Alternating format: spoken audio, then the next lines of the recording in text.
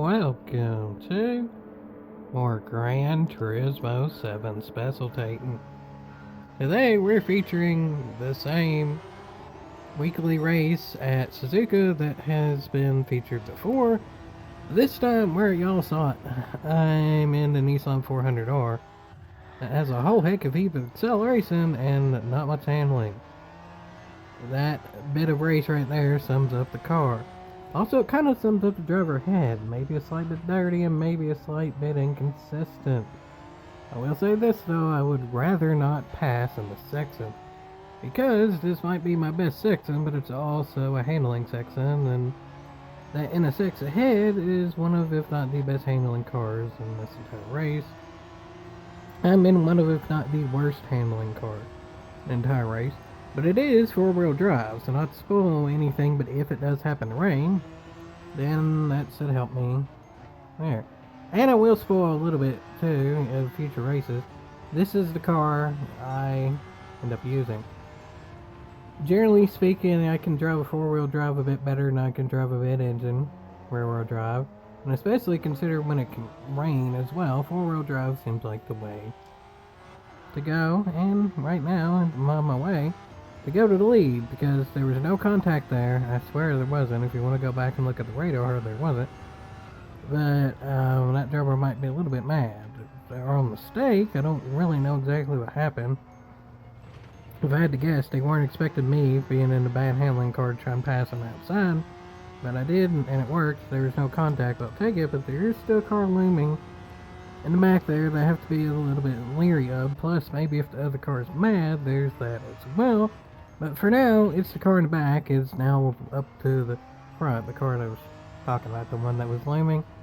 Well, that's a little bit more than looming now.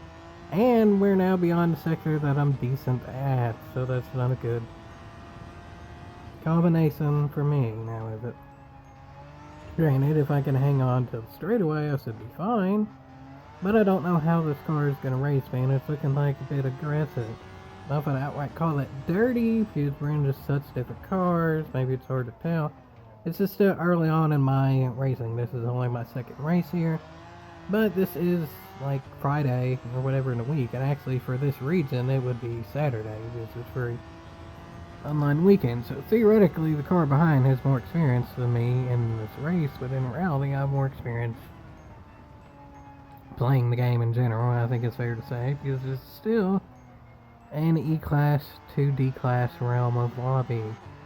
I think right now I'm in the lowest of D-Class. I've now done the 5 races. Can't remember specifically, but what I do remember is that there's still some interesting bits in the race. That's for sure, folks. And right now, it could be an interesting bit. That car has a whole heck of a heap better brakes. And if, yeah, that got a little bit too close for comfort, but now I can scamper away on the straightaway because I have way more acceleration.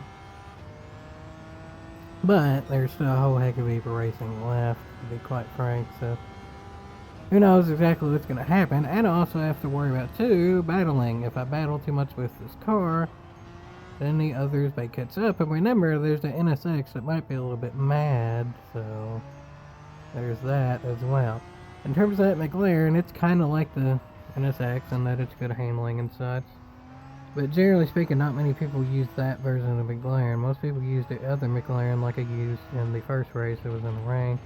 So all things considered, I don't know tons about that car, but I do know that I'm about to be in a section I ain't the Danish at. In the car that ain't the Danish in that section. So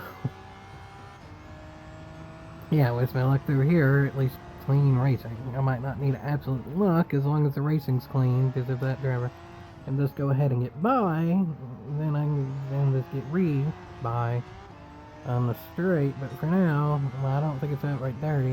It's not exactly the most careful racing either. Yeah, I got pushed a little bit wide there, but again, I can get away a little bit here. But overall, I don't think I'd call that driver dirty, but it's not really holding any remorse or anything back either. So We'll see how it goes in a bit, but I mean, for right at the moment, I'm looking pretty good because this is the straightaway, and just look at the advantage I'm going to gain eventually. There we go. I've been glad it handled so good that even with my four-wheel drive acceleration, it still took a little bit before I got an advantage. But now it did, but right now we're back to that awkward braking zone. Again, with a driver that this time I know is aggressive, so I'm going to give him a little bit room. And frankly, I just over-exaggerated that. I didn't really mean to go off that much. I meant to go a bit wide, but I didn't mean to go all the way off, so at this point it's probably just better to pit. Just remember, for this race, there is the one required pit stop. And, well, I guess I didn't exactly catch back up, so whatever. If that driver is surely really faster, I can't really be mad, all things considered. So, if I get outright paced, then so what? So be it. That driver was wrong in terms of the tire strategy or whatever and didn't pit, so that works out for me, and is most certainly worth the e-haul before he goes get my first win. Yeah.